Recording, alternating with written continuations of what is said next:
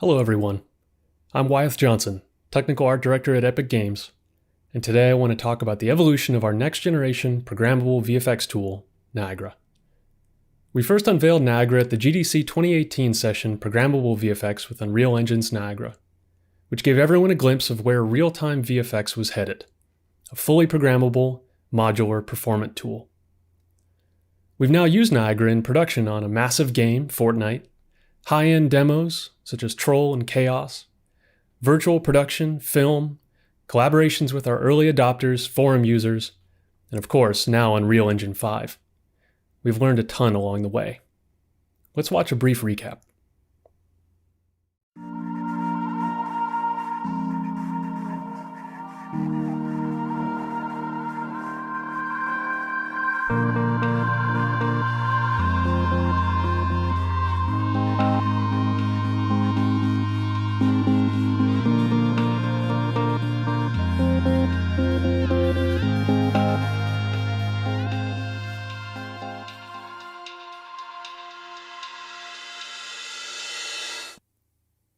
Before we begin, let's briefly discuss what Niagara is and why we made it. Unreal Engine's legacy particle effect editor, Cascade, has served us incredibly well throughout Unreal's long history. Over time, however, we started to run into limitations. The behaviors were fixed function and hard-coded, and we needed more flexibility, more power, and most importantly, we needed to move the output of the simulation into the hands of artists, like we did in Unreal Engine 3 with the material editor. Niagara is the answer to that need. It's a programmable, node-based editor which allows artists to control every aspect of their simulation and rendering. Underlying behaviors are written in a node graph, or for those highly technical, directly in HLSL. And then the resultant behaviors are cross-compiled on both the CPU and GPU, and can be packaged up into compartmentalized individual functions called modules, which can be snapped together like building blocks to create complex and intricate behaviors. This approach lets effects artists work without a deep technical burden by placing pre-authored behaviors into a module stack, which flows from top to bottom, while also giving unprecedented power to technical artists and programmers to create anything they can imagine and share it with their team. Niagara systems are built from multiple emitters. Each emitter can be standalone or an on-disk asset, which can be art-directed and reused to build up a library of common effects and save artists the time of rebuilding the same things over and over again. These assets also support chained inheritance, with master emitter behaviors feeding into child variants to create a variety of effects easily from a single common behavior. In Niagara, simulation and rendering are also decoupled, allowing a single point simulation to be rendered multiple times, for instance as both sprites and meshes. Artists can choose the complexity of their interactions with the tool. They can stay high level, modifying the pre-supplied inputs on existing modules with new values, or the included dynamic inputs such as random numbers, math operations, and so on. For the more technical, completely new behaviors can be created inside of node graphs, where existing particle attributes, such as position, velocity, or color, can be read in, modified, and written back out. Lastly, power users can write HLSL expressions directly into module inputs or node graphs, if desired. Niagara is an FX framework, not just a particle simulation tool, and will evolve heavily alongside future generations of hardware, software, and the needs of our users. So what are we going to talk about today? First up, I'd like to talk about some of the improvements we've made for the interface, usability of the tool. We've made a lot of enhancements to performance and scalability, forged in the crucible of shipping a massive game like Fortnite. Of course, we've added a bunch of new features and capabilities to the engine and tech. We should talk about those. And then we've got some experimental things, some things that aren't quite finished but which are really exciting. First up, let's focus on some UI and UX improvements. So let's start with the main presentation. First off, you notice this new view into your effects. We call it the system overview. And the main thing we're solving here is we were missing that 30,000 foot view of your system and all the constituent emitters that make it up. So this view allows for comments, grouping, and kind of an expression of artistic intent during creation. These are the magical sparks, here's the flying debris, here are the fire elements all separated out. And we think this view will be home to more things in the future. We could see a world where simple data flow, like the sending and receiving of events or communication of attributes between emitters, is represented here. So users could see all their interactions between emitters in one place. If we move on to the stack, we've got a lot of visual enhancements there. Of course, visual polish, color palette changes, icons, prompts, warnings, a better utilization of white space. Colors have been unified and contrast has been increased overall just for readability. And this is an area where lots of little things help a lot. So for instance, there's just a little visual indicator if an emitter is CPU or GPU. And we've got this subtle feature we're calling highlights, which are those colored squares. They just help guide some intuition about what modules do, what their behaviors are. Orange apply forces, red deals with position, that kind of thing. Another important thing is we have full copy and paste everywhere. Copy and paste works on emitters, modules, dynamic inputs, anything. Pasting works in context and adapts to the pasted inputs correctly even across modules. So if you had a duplicate module and you wanted to take the parameterization from one, paste it into the other, it would do its best to match those up. This is also a big lifesaver for dynamic input chains, or if you've created a module variant and want to get that data copied across. The same visual improvements come to the stack, multi-selection between emitters, and same improvements to drag and drop, copy and paste, and so on. You also notice that in the stack, the parameters look different now. We made some pretty significant changes there under the hood, so let's dig into that. We've completely refactored and simplified namespaces. And we limit the user just to the most meaningful options, easy to parse colors and icons. The goals here are twofold. First is just to reduce typing, and subsequently typos. And secondly, we want to codify explicit behaviors into each of these namespaces. For example, explicit inputs and outputs for data that flows through modules, true local variables inside of module scripts that aren't accessible outside of that context. Of course, all these changes are represented in the graph view as well. You can create new attributes, change namespaces of existing attributes, add sub-namespaces if you need a little bit more granularity, and so on. Each of the namespace icons is color-coded and has really clear tooltips to help guide users to what the various namespaces mean and why you'd use them. These changes should really simplify our graph interactions and should leave a lot more clear for users. So let's talk about workflow. Niagara is now in use across a number of the different asset categories for effects in Fortnite. And Fortnite's scale is massive on so many axes, users, number of platforms, and also the size of the development team. With so many artists creating content, we've learned a ton about inheritance can be improved upon. The most valuable learning is that our initial view of inheritance was too rigid. And codifying behaviors to an inheritance chain too early is problematic, and often development mandates more flexibility than you can account for when you first plan a pipeline. This led us to a number of enhancements to inheritance. First off, emitters can now have a full inheritance chain: parents, children, grandchildren, and so on. And you can reparent emitters now. If you need to remove a behavior from an emitter kind of midstream through the hierarchy of inheritance, we can support that. While working with inheritance, it also became clear that the flow of requiring on-disk assets for basic behaviors just wasn't desirable in all cases. Oftentimes, you just want to play or generate a system outside of the context of a codified emitter behavior. So we've also leaned into defining two separate behaviors for that, and you can choose them with a new system creation wizard. So this results in your system being derived either from template behaviors, and these aren't art-directed necessarily. There's no inheritance chain with these. This is just a functional thing like burst radially or make a beam, that kind of thing. Or you can derive them from codified emitters that are art-directed and inherited. And we also support breaking inheritance and creating fully independent copies of these. And for those of you that are used to working the cascade way, i.e. with no inheritance and a completely standalone unique particle effect, we now support that. This frees up artists to play, to experiment, and to create systems without an inheritance chain or on-disk emitters if desired. Now, this idea of play leads me to the final primary area of usability we wanted to focus on. In the course of using Niagara, our general feeling is that the tool felt too rigid. To experiment with a behavior, you make an emitter, make a system, add the emitter, and the new template behaviors cover making that simpler and better. Then, however, you would make a module on disk, you add it to your stack, you experiment, you finally get to the stage where you can actually play, and then you decide you don't want it.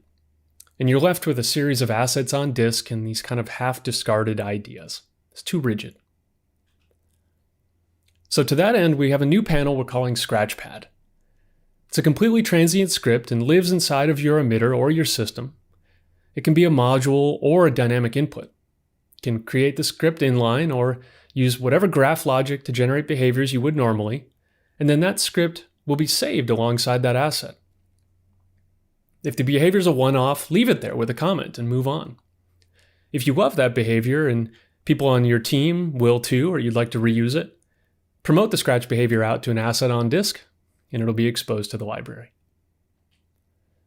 Scratch behaviors can be created inline in the system overview or the stack.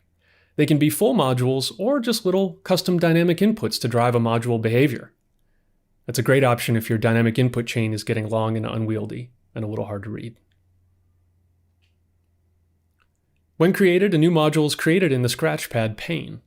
You can expose inputs, add metadata, do everything you would in the normal Niagara graph editor. And that resultant behavior is saved, embedded in the emitter or system it was added to, and it can be inherited into child emitters. And when you're happy with your behavior, either keep it embedded or promote it out to a module on disk for reuse in other emitters.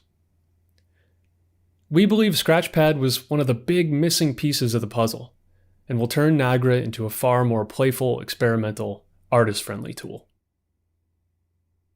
Okay, let's move on to some of the performance and scalability improvements we've made along the way. Shipping Niagara FX in Fortnite has put a tremendous focus on performance. If you're talking about shipping across a huge number of platforms from mobile devices all the way to high-end PC in Fortnite, first question anyone asks about is performance. You got to drive a lot of things, such as culling emitters on specific platforms, scaling particle counts, managing overdraw. These things can be tedious. We wanted to make the whole process more efficient. The first way we accomplish this is by sharing, if desired, emitter calculations, such as lifetime management and scalability settings. We've got new state management modules which can inherit the lifecycle calculations of the owning system, looping, delays, am I allowed to spawn particles, resulting in both a performance improvement and a workflow benefit for artists. You can now manage the lifetime and lifecycle of 10 emitters in a system all in one place, and see a performance benefit along the way. Emitters can manage their own scalability settings, but what about managing scalability at a higher level? If you allow the system to manage scalability at the system level, as opposed to per emitter, we've introduced an easy way to share those settings with something we're calling effect types.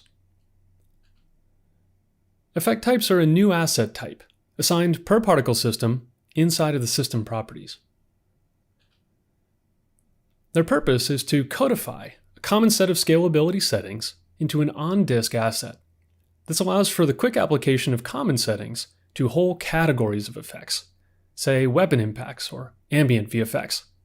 And of course, you can always override these settings per instance if you need to do something custom. Effect types have two parts. The first is a culling feature with multiple axes. This drives a low-level, under-the-hood C++ scalability manager, which reduces systems to zero or near zero cost when culled.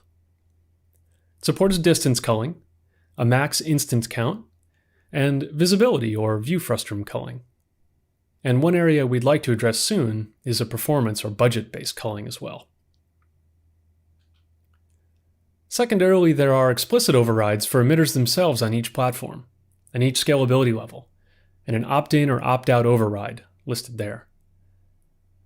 We hope effect types allow a larger project to make some clear, simple choices up front about scalability settings of their particle systems, and then reuse those preset choices across large swaths of their VFX library. Now let's talk a little bit about how we've improved the cost of the actual simulation. We've pushed most of the thread-safe work into the concurrent Niagara tick. And this concurrent tick is allowed to run asynchronously with all tick groups. And this gives us the best opportunity to fit into whatever holes we can on the CPU cores. You can use tick behavior to control how Niagara ticks, which by default is safety first and will follow prerequisites from the owner and all data interfaces. And we've made a variety of optimizations to that concurrent tick as well, which has resulted in an approximate 30% reduction in instruction costs and cache misses in our test assets. I've also made significant improvements to the performance of the mesh renderer on the render thread, and have also significantly reduced the cost of sorting. The vector VM performance has been improved. We now perform a bytecode optimization pass, reduces instructions, and allows memory read-write batching and vectorization on the target platform. In most cases, Niagara now meets or exceeds Cascade performance on the game thread, and beats it on the render thread. Those remaining cases where it doesn't will be areas of heavy focus for us in future releases, particularly in areas of high emitter counts in a given system, or emitters with very, very low particle counts, where you pay a lot of overhead for the emitter. And from a GPU simulation perspective, we know there's lots of low-hanging fruit from both memory and simulation cost perspective. Now onto the really fun stuff. There's a ton here, so let's start at an obvious place: data. One of the most powerful aspects of a given simulation tool is what kind of data it has access to. The flow of data from external sources or from other parts of the engine is where these types of simulations really start to shine. First up is a data interface which allows access to the properties of the current player camera. On the CPU side, we expose a limited but useful set of camera attributes. On the GPU side, we pretty much expose everything from the view uniform buffer that we think would be useful. Note that this is an early feature which still needs some work to be split screen or VR friendly, but it's incredibly powerful and something we've been clamoring for. On the GPU, we also provide a data interface to calculate occlusion. You can query a point in space and compare that point to the depth buffer by taking a number of samples around it. This can be calculated per particle, which allows for some interesting control. Combining these two powerful data interfaces allow for complex camera-based effects, such as viewer-aware simulations, VFX attached automatically to the camera, or even lens flares. Here's a fully procedural lens flare built using these new features, which was used in our Unreal Engine 5 reveal demo.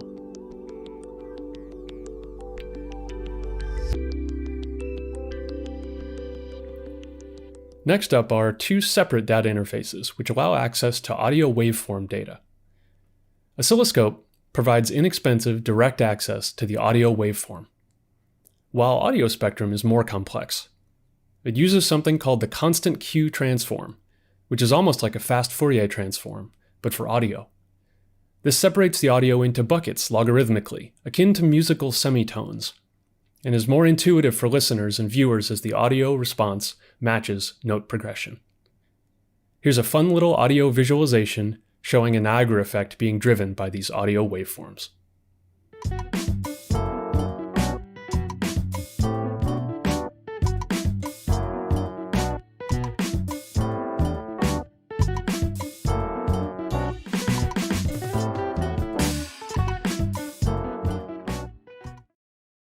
One other fun aspect of the audio effect you just saw was that it used ray tracing.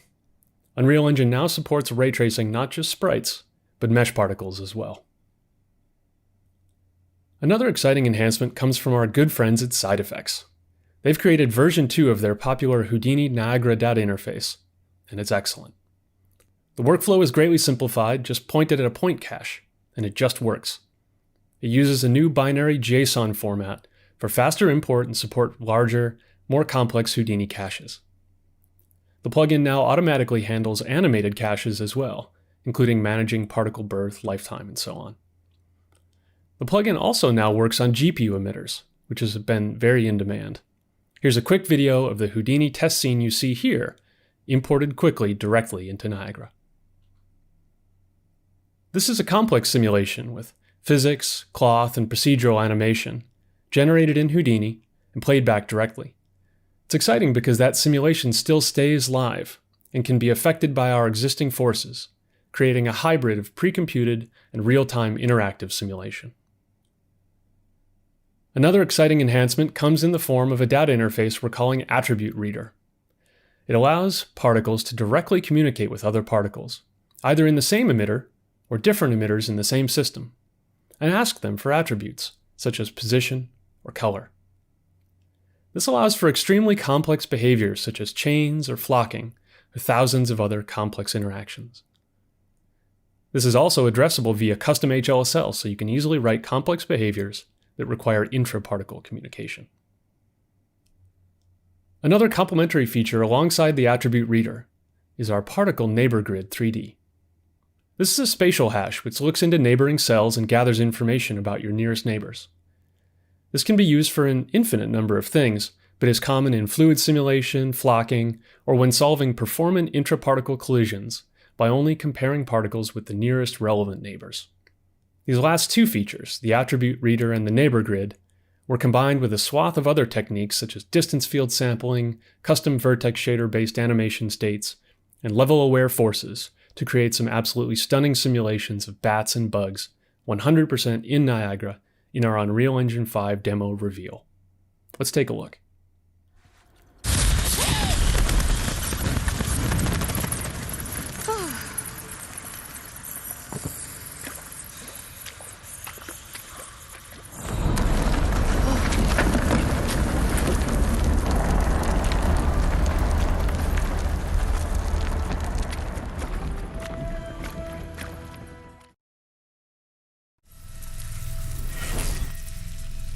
Nice bugs.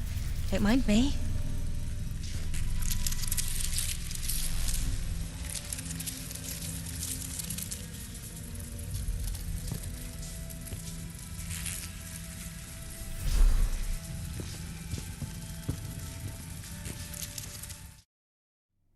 This last section is all about where we think real-time visual effects is headed moving forward. All the features here are listed as experimental, meaning they aren't necessarily production ready.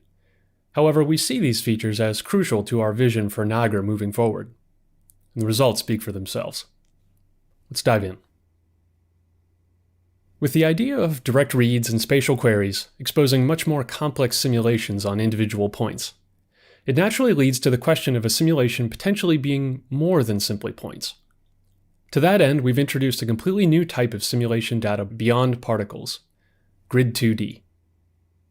You can imagine each grid cell as a particle, and can be read from or written to as an array. We have transforms to move in and out of grid space, and particles can write data into grids or read from grid attributes. These features enable complex grid-based simulations and solvers. Smoke simulations, shallow water, particle-in-cell or flip fluids, iterative behaviors normally relegated to the land of theoretical exercise now integrate seamlessly with production particle-based effects, and the results of these grid simulations can be written out to render targets and rendered directly in standard Unreal materials or simply used as a data structure to hold information about your simulation. Users can have multiple grids and multiple attributes per grid. You can read and write to grids with nodes or custom HLSL. This is a powerful, persistent data structure that will unlock Niagara in amazing ways as we move forward. The feature which ties all of these other innovations together and truly unlocks their power is something we're calling simulation stages. This is a GPU-only feature, and the core concept is the idea of performing multiple iterations in a single update tick, directly in the stack UI. Each simulation stage becomes another script that runs, like spawn or update. You can have as many stages as you like, and what's incredibly powerful is you can iterate not only over particles, but also data interfaces. For example, iterating over every grid cell in your Grid 2D to create complex feedback-based solvers directly in Niagara. Now, the implementation of these types of complex algorithms is something you can do directly in the interface. And because they share data with the rest of the simulation behaviors and can talk freely between particles and grids, these types of algorithms are no longer relegated to the land of creative coding exercise. These complex features will be able to integrate with our existing particle behaviors seamlessly and work side by side. Imagine having a preset suite of module behaviors, for example, fluid simulation, or a mold growth algorithm, or a PBD solver. And those behaviors are applied alongside the existing forces in your simulation, such as curl noise or gravity, and solved together in the same solver to affect particle simulations and behaviors in new and interesting ways. We've used these experimental features in a series of short vignettes, rendered in real time, to show you the power of what the attribute reader, grid 2D, and simulation stages can do. And we're just scratching the surface. Let's take a look.